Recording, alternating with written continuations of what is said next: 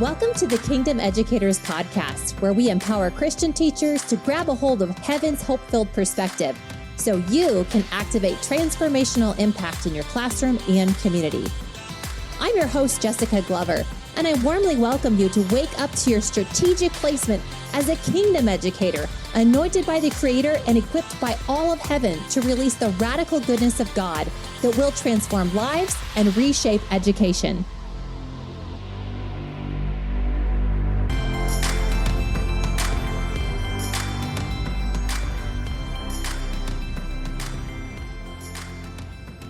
Welcome, everybody, back to the Kingdom Educators Podcast.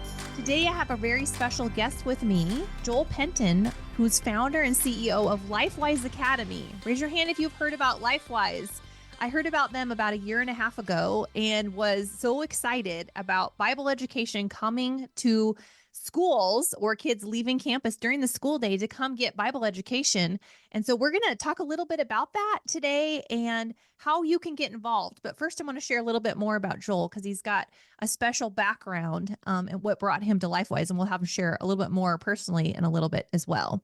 So he's founder and CEO of LifeWise Academy, like I said, which empowers communities to provide Bible education to their public school students during school hours. The LifeWise Support Center is actually in Hilliard, Ohio. Did I say that right, Joel? Hilliard, close, yeah. Hilliard, okay, Ohio. And they've got 409 schools that are being served in 13 states. And I just want to give a shout out to my friends in Washington who just started the first LifeWise, but just excited about this mission. Joel's 15-year career as a ministry leader has been marked by relentless pursuit of impacting students. And Joel founded Relevant Speakers Network, a speakers bureau that has touched more than 3,000 public schools and 2 million students nationwide in 2009. In 2019, he founded LifeWise Academy, which empowers communities to provide Bible education for their public school students during school hours. Joel, welcome to the show. Thank you for joining us today. I know your schedule is full, and so it's a gift to be able to have this time with you. Yeah, thanks for having me. It's an honor. Yeah. Well, I just want to start us out with, one of the things that you mentioned in your intake form was that teachers hold this prominent, very special place in kids' lives, that they leave a mark on their life. And I know that you mentioned that you've had a number of teachers who have held that place of special memory. Would you be willing to share a story or two of how teachers have impacted your own life? Yeah, absolutely. I think that anybody who's been through school, I would put coaches, I think, in the same kind of category. Is that, I had wonderful, wonderful parents, but to have those other adults in your life who are supporting and complementing that investment in your life growing up is critical. And so I think about Mrs. Perry, my English teacher in high school, and how influential she was in my life. I think about some of my coaches, especially my wrestling coaches when I was in middle school. And I think about just when you're at that age that you're developing those, who am I and how am I going to go about this thing of life? What kind of person am I going to be? People who are investing in you can be so critical. And it is clearly that the topics they're teaching on, the subjects are, of course, important, but it's almost the peripheral stuff of how you interact and how you treat others and the relationships you build. And it's one of the reasons why something like LifeWise is so utterly critical, because you can have those same relationships, but centered around not simply history or science, as important as those things are, but can be centered around eternal things of Scripture. Yeah. Yeah. That's so good. And I would love to hear, Joel, I know that there's statistics are saying that 20% of students are familiar or go to church or familiar with the things of God. And so that really launched you out on this LifeWise mission of starting this ministry. Will you share a little bit more about maybe stats and the background of LifeWise? Yeah, absolutely. So as you mentioned, less than 20% of youth in America attend church regularly. So on any given Sunday, you'd find less than 20%. I've heard it's less than 18% of students in church. However, public schools, students are there because over 90% of students attend public schools. And so ever since I got into ministry, and you mentioned I got into speaking first, that was in part because I want to go and share the message of the hope of Jesus Mhm. with students who aren't hearing it on a regular basis. And yes, student age is just kind of what I just said. That's when kids are starting to think through, who am I and what are the answers to these bigger questions of life? Like, why am I here? And is there a point to, to all of this? Yeah. It's such a critical time to get that message of hope to them. And so, my career, I started as a traveling speaker, but then people in my hometown told me about this opportunity to provide Bible education to public school students during school hours through this legal practice of released time religious instruction. Mhm. And from that moment, I was hooked. We got to be a part of this. We got to bring this to the nation. Yeah. Yeah. That's so powerful.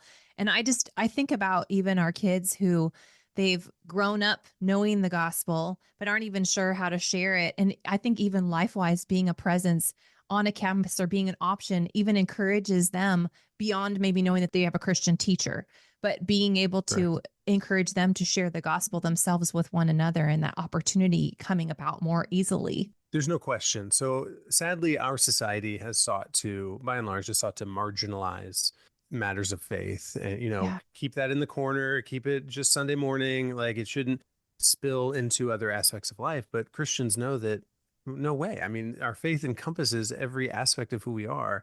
Yeah. And yes, something like LifeWise, having an opportunity as part of the school day, part of the school week, in the same way that, like I said, we're getting history, we're getting science, we're getting math. Well, now you have an opportunity to get Bible education. It really does affect the culture because now it's no longer weird to talk about Jesus. It's Mhm. no longer weird to talk about the Bible. I mean, you're carrying it to school. It's one of your classes, for goodness sake. And so it kind of brings it back into the culture that, in fact, one of the effects that we didn't even, I guess, think through when we got into this has been so exciting is that culture change and how we've been emboldening Christian students. We primarily started as, hey, here's a way to get the word of God, the gospel to students who aren't being exposed to it. And it continues to be that's the primary purpose. But as you said, the kids who already have that to be able to reinforce that and to bring it Yeah. into the other aspects of their life has been really exciting. Yeah, I would like to know more, and I'm sure listeners do too. Can you speak to what are the technicalities in terms of bringing LifeWise during the day? You talked about release time, and I know many of our listeners have used their faith rights at school to either host a Bible club or have students lead, and then they're like the host teacher during lunchtime, before or after school, or maybe they rent space at their school to host Bible Right. club. But how do you get this release time? What does this even look like? Yeah, it's a little known practice. I mean, I was Yeah. in full-time ministry, traveling, speaking for a dozen years before I'd ever heard of it. Yeah. You could call it the best kept secret, or you might even call it the greatest missed opportunity Mhm. to reach kids because there are more well-known methods of, I guess, what you call equal access. So before or after school, doing something at the school, maybe doing something during lunchtime, making sure it's student-led. This is an Right. entirely different strategy. It's an entirely different body of law. And as I mentioned, it's called released time religious instruction. In 1952, the Supreme Court of the United States ruled in Zorak v. Clausen that public school students can be released from public school during school hours to receive religious instruction if the program meets three criteria. Number one, it needs to be off school property. Number two, privately funded. And number Okay. three, students need parental permission. But as I said, this has been kind of under the radar, underutilized for 70 Right. years. It's just been practiced here and there in small Wow. pockets. And in 2019, we became aware of this and said, hey, what if we created a plug and play program that any community could implement without having to reinvent the wheel? Is it possible communities would begin to implement this? And since then, it's been off to the races. Wow. And I've gotten to see just a little peek into that world of, I noticed that you guys have such organization with your structure with LifeWise. Like you said, plug and play, but I feel like there's this support system of, find the people in your community that are willing to support this mission and then creating a team. And then there's step by step on getting to the point Right. of getting your volunteers and your bus and your location and then prayer support and all of those pieces just taking one step at a time. And then I think you even host like a big event for your volunteers that have launched out during the summertime. Right. And I was totally impressed. I'm like, wow, this is so neat. And just knowing too, like even any listeners, I know we have some who listen to this show who are very much supporters of teachers being on mission in our schools, that they're Right. Christian teachers who really feel God's call to continue to be the salt and light in dark places, but knowing that he's empowered them by the Holy Spirit. But I just feel like some of them will be called even to give money. And can you speak a little bit to the donation process if people are listening and they feel inclined? What would that look Sure. like? Well, as you kind of even started to outline, it really does take the whole community to pull this off. In fact, Yes. at the beginning of this project, we really just sought to answer the question, how could this amazing opportunity be out there for 70 years and almost nobody know about it and it not to be really taking place? And our theory was that it's very challenging.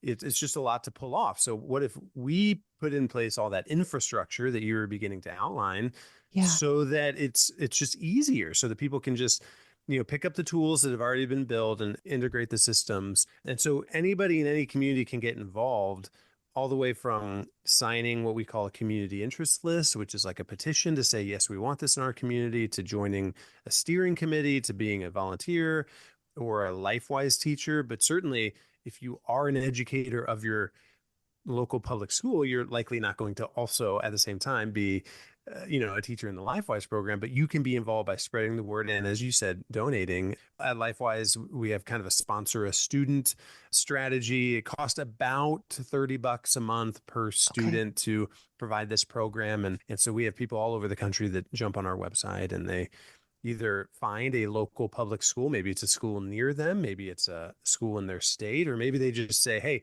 wherever this is most needed, I want to sponsor a student. And that's all through our website, lifewise.org. That's awesome. It's like sponsoring kids in our own nation, maybe in our own Right. neighborhoods that need to hear the gospel. Could you share any testimonies with us, Joel, of kids coming to know Jesus and the impact on not only families, but the actual community itself?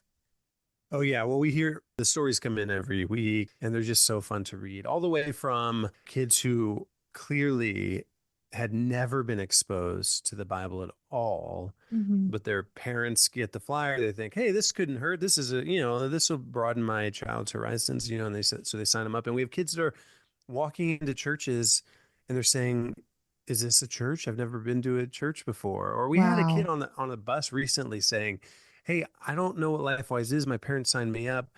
I was told we're going to study the Bible. What's the Bible? Like that was literally Wow. their Yeah. question. What's the Bible? One little girl, even when the Bible was first put in her hands, her reaction was, the pages are so thin. Because Hmm. she'd never, held seen Bible pages. Those stories, for whatever reason, are exciting to me because it's, those are the kids who need to be exposed, Hmm. who've never heard the gospel before. But then we see even much further down the journey where I was at a church speaking a couple hours away from here, and a family came up to me and said, we just want to thank you for being involved in this. We sent our daughter. She fell in love with Jesus. She asked us, why Wow. aren't we going to church? So here we are. And we were all baptized as a family a few weeks ago. Oh my And goodness. and now the That's number exciting. of it is the number of just photos and videos we've seen of kids who have been baptized and Wow. they're in church, and a lot of times they want to wear their LifeWise t-shirt because that's maybe where they first heard about the gospel, or they want to invite their LifeWise teachers. Hmm. So we hear those stories a lot and they make sense. I tell people I played football in college, so I have no interest in soccer, but I find myself at a soccer field a lot, and it's only for one reason, and it's because my kids are involved in soccer. Yeah. And that's what we see happening with LifeWise. Kids are getting involved, and now they're bringing their families and they're getting involved as well. Oh, that's so exciting.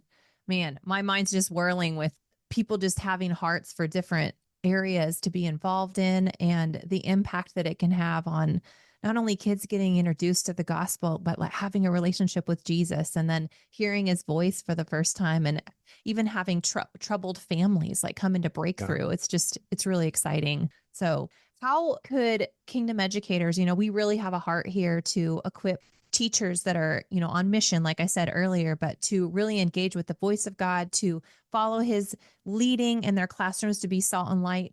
How would they, if they feel inclined to start a LifeWise committee, if you will, to Yeah. bring it to their area, how do they get involved? What does that look like? Yeah, we would love to engage with any one of your listeners. First thing you can do is just learn more at lifewise.org. You can see videos and testimonials. You can even see the third party independent research that demonstrates that when LifeWise is implemented, school attendance goes up, behavior improves. Awesome. You can see surveys from public educators who are saying how they see the difference and they love it. And at the end of the day, here's how you can get involved in your community. Hmm. Before you leave our website, click find your school, and you can look up any school district in the nation and you can find out, is there already an effort underway, and where does my community stand in this effort? We have a 10-step launch process Okay. that starts with collecting signatures. I believe I mentioned that, kind of like a petition, and anyone Yes. can start that. So if you're a public educator, you could sign your name to that list. You could say,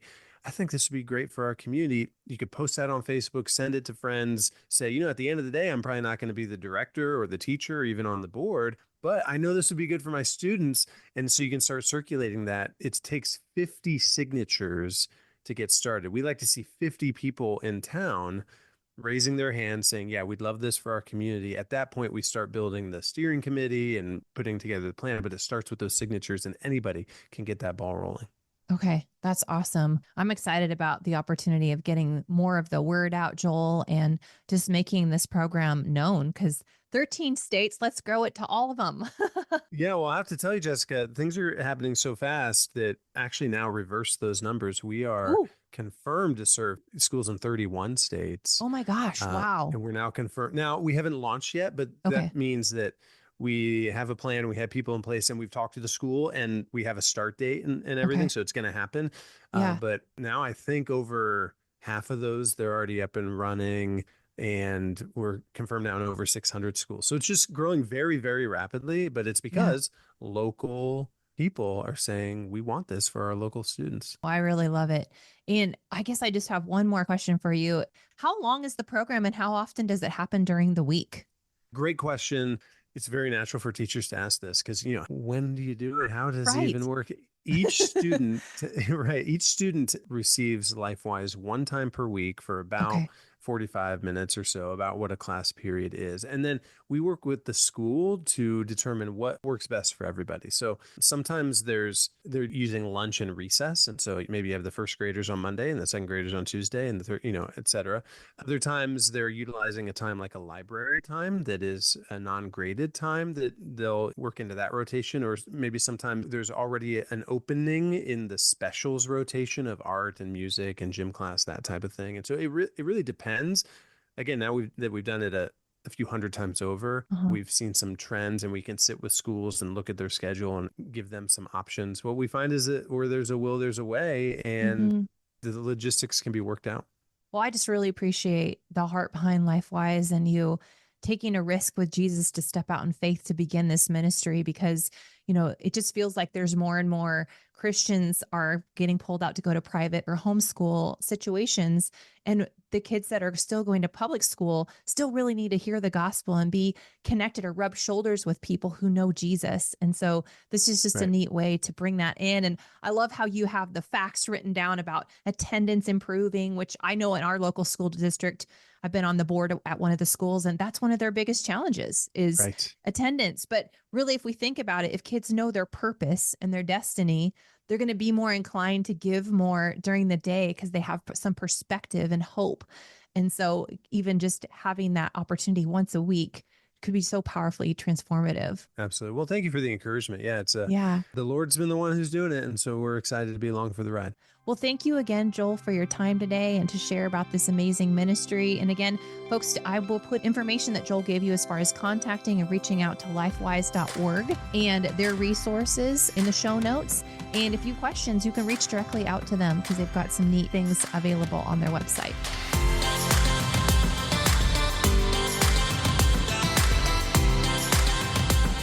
Thanks for tuning into this podcast. Please be sure to rate, review, subscribe, and share with your friends in education so they too can be strengthened and encouraged in living their kingdom identity out loud in this pivotal hour. And please visit kingdomeducators.com to receive your Kingdom Educator Daily Truth Declarations, my encouraging newsletter, and be the first to know about my newest resources online and in-person events. And be sure to find me on the socials at kingdom.educators. Until next time, don't forget you are a history maker, and what you do every day is transforming lives.